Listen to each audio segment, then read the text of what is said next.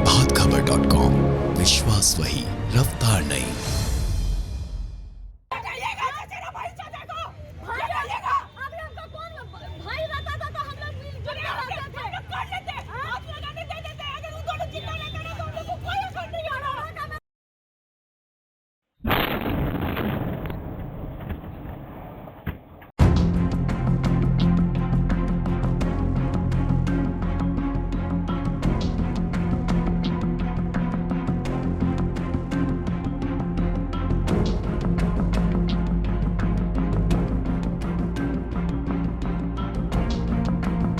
नमस्कार, प्रभात खबर में आपका स्वागत है। मैं आपके साथ शक्ति लोचन। इस बार हम फिर भागलपुर में जो विस्फोट हुआ है तातारपुर के काजीवली चक में, उसे लेकर के एक अपडेट सामने ला रहे हैं। हम आपको बताएं कि हमने पहले भी यह मुद्दा सामने रखा था कि काजीवली चक में जो विस्फोट हुआ, उस भीषण विस्फोट में सिर्फ एक मकान नहीं बल्कि आसपास के भी कई मकान जमींदोज हो गए, कई मकान खंडहर के रूप में ढह गए हैं। और अब वो उन मकानों के जो निवासी हैं, उस मकान में रहने वाले जो लोग हैं, वो बेघर हो गए हैं। वो बीते 9 दिनों से घर के बाहर हैं और आसपास के लोगों के पास ही शरण लिए हुए हैं। लेकिन अब उनकी समस्याएं बढ़ती जा रही हैं।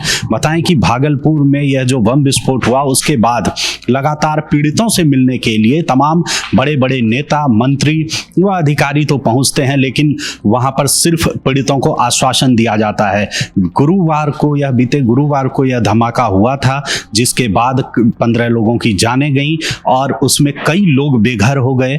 उन बेघरों का कसूर कुछ भी नहीं है। हमने यह सवाल पहले भी सामने लाया था कि लोग पूछ रहे हैं, वो पीड़ित जितने भी पीड़ित हैं वो पूछते हैं कि हमारी गलती क्या थी। हमारी गलती केवल इतनी ही थी कि हम पड़ोसी थे और उसकी सजा हमें यह भुगतनी पड़ रही है कि आज हम सड़क पर हैं।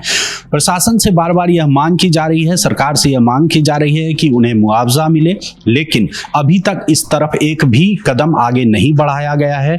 हालात कुछ ऐसे हैं कि अब दशकर्म के लिए भी उन्हें जगह की तलाश करनी पड़ रही है कि वो कहाँ इस श्राद्ध की प्रक्रिया जो है वो वहाँ पर वो संपन्न करें। खैर, यहाँ पर हम आपको बता दें कि जब हमने पीड़ित परिवार से बात की तो इस परिवार के एक सदस्य का कहना है कि हम अब हालात कुछ ऐसे हो गए हैं कि मंत्री आते हैं, नेता आते हैं, अधिकारी आते हैं, हमें सिर्फ आश्वासन दे जाते हैं और अभी तक ये 9 दिन बीतने के बाद भी हम आज पड़ोसियों के पास भी हैं। स्थानीय नेताओं की भूमिका इसमें देखी जा रही है कि उन्हें मदद पहुंचा रहे हैं, खाना पीना का ख्याल रखा जा रहा है, लेकिन यह कब तक।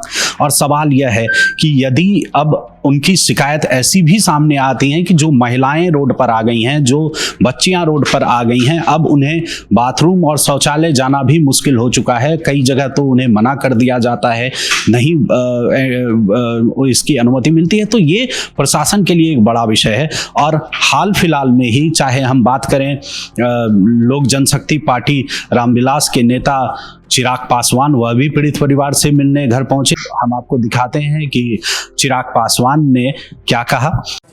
हृदय विदारक घटना शायद ही कोई और ऐसी घटी होगी जहां पर परिवार के लोगों के सामने उन्हीं के परिवार के सदस्य देखते देखते उनका निधन हो गया। कुछ लोग खा रहे थे, खाने की अवस्था में उनकी बॉडी पूरी तरीके से जल के खत्म हो गई।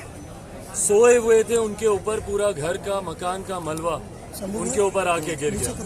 साथ ही हम मंत्री शाहनवाज हुसैन की बात करें या फिर और भी बड़े नेताओं की, वहां लगातार पहुंचे हैं, आश्वासन दिया है। लेकिन क्या सिर्फ आश्वासन दे देना काफी है? सरकार इस तरफ एक भी कदम अभी तक नहीं उठाई है। यह आरोप पीड़ित परिवार का है और अब 10 दिन लगभग होने को हैं, लेकिन अभी तक उनकी मुश्किलें अब जितनी पहली थी उससे अब अधिक ही हो चुके हैं। उन्हें पता नहीं है कि अगला कदम उनका क्या होगा, कहां होगा और किस तरह जीवन चलेगा। प्रभातखबर.com, विश्वास वही, रफ्तार नहीं।